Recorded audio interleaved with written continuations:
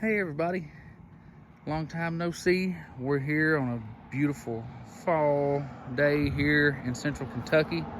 It's warm, pretty warm, but that's okay. Haven't made a video in a long time, been busy. That's how life goes. When you're a father of three with a job and you got things you got to do, but that's what life is and I love it.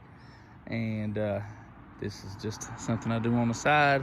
Want to have a little break, and so I'll tell you a little bit what's been going on. Been a lot transpired. We just got back from Fort Walton Beach, Florida, on vacation. Had a blast down there. Wife, kids, we in-laws. We had a good old time. Baby girl Emma, she turns 1 year old this coming Friday, so that's a big milestone. She's growing. She's happy. She's a good girl. The twins, they'll be 9 here in November. They're doing great. Doing good in school, doing baseball and soccer, having a good time. But we're here at the shop. Finally got the parts car up on blocks here. Got all the wheels off of it. I need to get up under it and take out the 2-piece drive shaft. I might take the rear end out too and either sell it or compare it to what's under the wagon, and whichever one's better shape, we'll use it. I need to get the windshield out. But big thing with this video today is going to be different. The Buick is gone. I sold it. I've been bored with it for a while, and I had an imaginary number in my head of what it would take to let it go, and I put it out there in a weak moment, and somebody bit, and I sold it. It went about an hour or so away to Bardstown, Kentucky. He's happy, I'm happy. It was a good car, I had fun with it, but I'll be honest, it's been gone for about a month now, and I don't really miss it. You know, I miss having something old to drive, but I'm looking forward to the opportunities ahead. And so before I spent all the money on junk from what I made off the car, I've been hoarding up stuff for the wagon.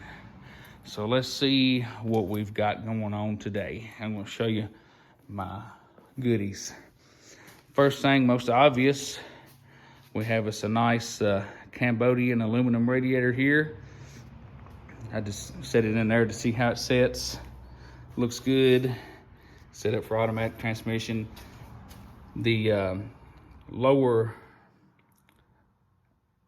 inlet is on the opposite side of what it would be from factory, because we have a power plant under this tarp here.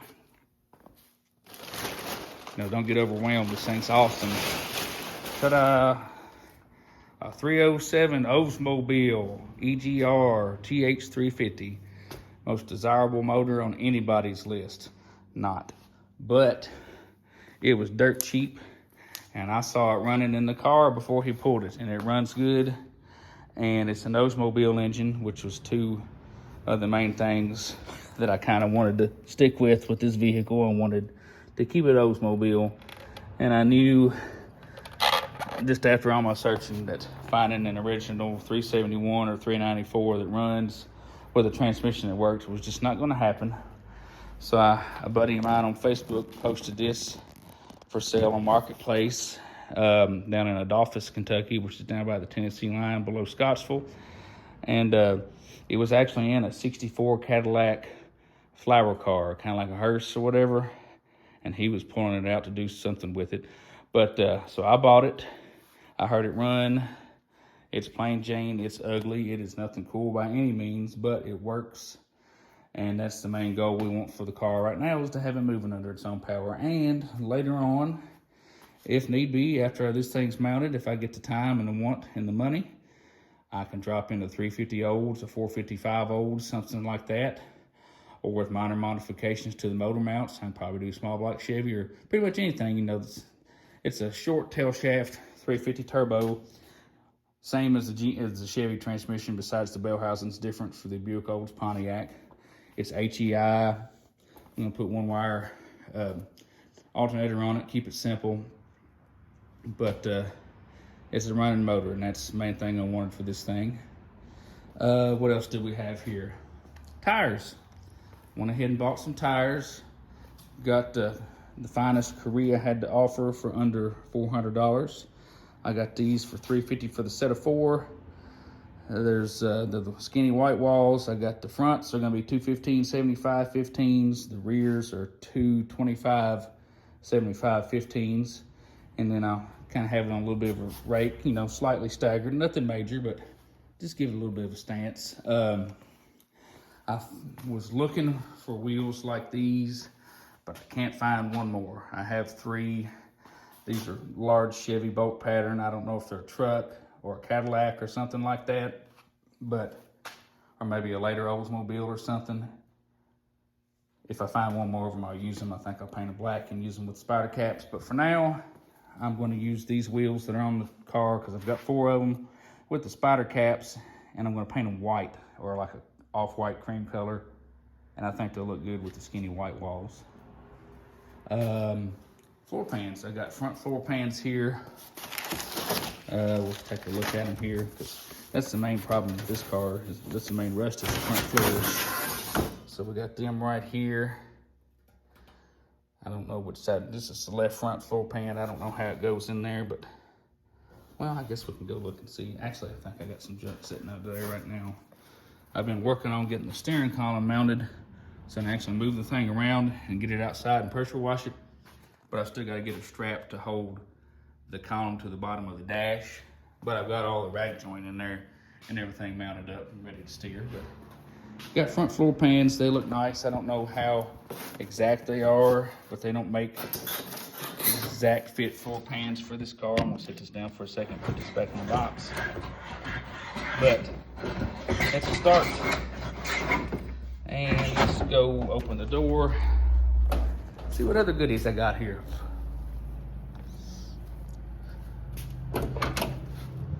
This right here, I'm not gonna open it. This is the rubber seal to go around the windshield from when I take the windshield out of the parts car. I forgot where I got it from. Where did I get it from? Auto City Classic. What we got here? This is, I need to sell that. That is the column mount if I was using a manual transmission, which this car was originally a 3-speed on the tree. It doesn't have the gear selector indicator right there where that big dirt dauber nest is. Got a painless wiring harness. Basic 21 circuit. I think it'll be good for what I'm doing. HEI alternator should be simple. Let's see what else. This box right here from Rock Auto is everything to rebuild the brakes at all 4 wheels, all the springs, adjusters, shoes, wheel cylinders, wheel seals for the front, rubber lines for the front. I've still got to find the rear rubber line, and then I'll have to run all the steel lines. And I have this right here. See if we can see it. It is a dual master cylinder and brake booster. I got it off of eBay. It's made to fit this car, I guess, you know, as far as to get all your length right on your lever for your brake pedal and everything, and it matches up with the bolt holes in the firewall. I just have to knock a little dent here in the inner fender for the master cylinder to clear, and then it's a dual reservoir, so I have separate lines running to the front and back. It's still going to be 4-wheel drum brakes, but this car has big drums, so like the Buick, I think it'd be just as good as disc brakes without having to modify a bunch of stuff. I looked at disc brake conversions for this car, but it was going to be so much more money, and for the little bit of difference that I have in braking, which it's not going to be a race car anyway, I went the cheap, easy route, because if you haven't noticed with my past videos, that's how I do things. And what else? I ordered motor mounts and a transmission mount, you know, the rubber pieces. That way I've got something to work off to actually build transmission cross member for it and get the motor mounted in the car. Once I get it, the steering column mounted up, I'm going to roll it outside and pressure wash it, get everything under the hood cleaned up here, spray off all this grime and everything off the A-arms and all that. I'm gonna grease all the joints in it and paint it all black under here, and then work on getting motor mounts and stuff in it. Like I said earlier, I gotta get the 2-piece drive shaft out of the parts car and get a yoke for the transmission, and then get the U-joints to mate it to that. I may have to have that front piece of the 2-piece drive shaft either shortened or lengthened, depending on how everything matches up in the vehicle, which is hard to tell because this transmission is longer than the transmission out of the car, but also I've got to account for part of it being up inside of the bell housing is made onto the back of the block. So it could average out. I just kind of have it where my shift linkage just stays about the same on it, and then work from there, and then I'll build what I have to make it fit. So I have all this 371 Olds and Jetaway transmission stuff if anybody needs any pieces or parts of it. The transmission may be good. I've just got to get the engine unstuck enough to get the transmission off of it. Heads, I mean, their cores. Block, I have not messed with getting it unstuck yet because it doesn't have the crank bolt on it to turn it. There weren't any rocker arms on the engine when I got it. Got a bunch of extra pulleys and stuff, carburetor, intake, 2 sets of valve covers, generator, you know, brackets and stuff that might be handy to some people, fuel pump. And I still got to part out the parts car too, once I get everything I need off of it. But I have a plan to hopefully get this thing on the road at some point. You know how I am, I work slow, but so you get to watch a few more videos of me talking about doing stuff and not doing it. But I think my first step, like I said, is clean it.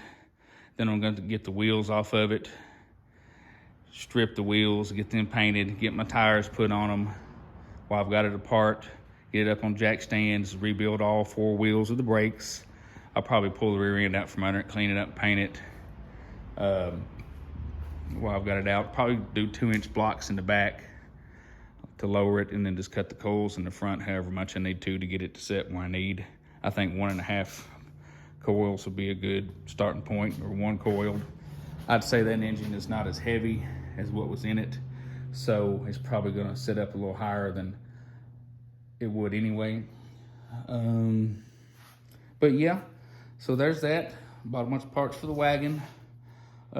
Future plans after that, I still have this Dynaflow and this nail head that I don't know what I'm going to do with, but I think they may end up in this truck at some point. Oh, also, back to the wagon, I considered if I can find left-hand threaded shank style lug nuts, is running these Keystones on it. But man, I don't know if I like them or not. They're not the best looking wheel. I like them okay. I'd rather them be like Supremes or Raiders or something, the cooler looking wheels from that era, or even slot mags. But Keystones were never my favorite, but those were sentimental kind of, and they're something, you know. But anyway, it's still an option. Y'all can tell me what you think in the comments, whether I should run painted steel with spider caps or Keystones. We'll vote and see who thinks what is the best. But and then also still have to address this beat up passenger side here. This fender, we tweaked on it. It's not great by any means, but it's a good 15-foot fender. You know, you get 15 feet away from the car and it's okay. Doors beat up a little bit. The rocker, I don't know if the door on the parts car is any better than this one. I might pull it off and put it on, or I may just take the trim off of it, put it on this door. And in this quarter, I don't know if I should try beating that one out, knocking it out, or just sucking it up and paying a fab guy to cut as much of the quarter out of the parts car and just weld it and get it fixed back. I don't know. But be honest, if the thing's running and driving, I ain't looking at the passenger side that much. I really don't care if it's beat up. I'll just take most of the pictures of it from the driver's side and be happy. But and I have to still got to get the back window situation figured out, how to make it go up and down. And also the driver's door window track. Somebody's hacked on all this right in here. And it's also missing on the parts car, but I'm wondering if the one out of the passenger door in the parts car will fit on the driver's side. I don't know, I have to look and see. If it's just a straight piece, it might fit. If it's got any curve to it, I don't know. We're going to use a straight window, so it should be fine. So maybe that'll work. But if the car's running and driving, I can park it inside. I don't care if the window rolls up or down or not. You know, I'm not going to be driving it in a flood anyway. Don't know if the wipers going to work or not. But okay, so I rambled enough. Long story short, Buick's gone. I bought parts for this car. I'll work on that thing one day. And thanks for sticking around. And until next time, we'll see you guys later.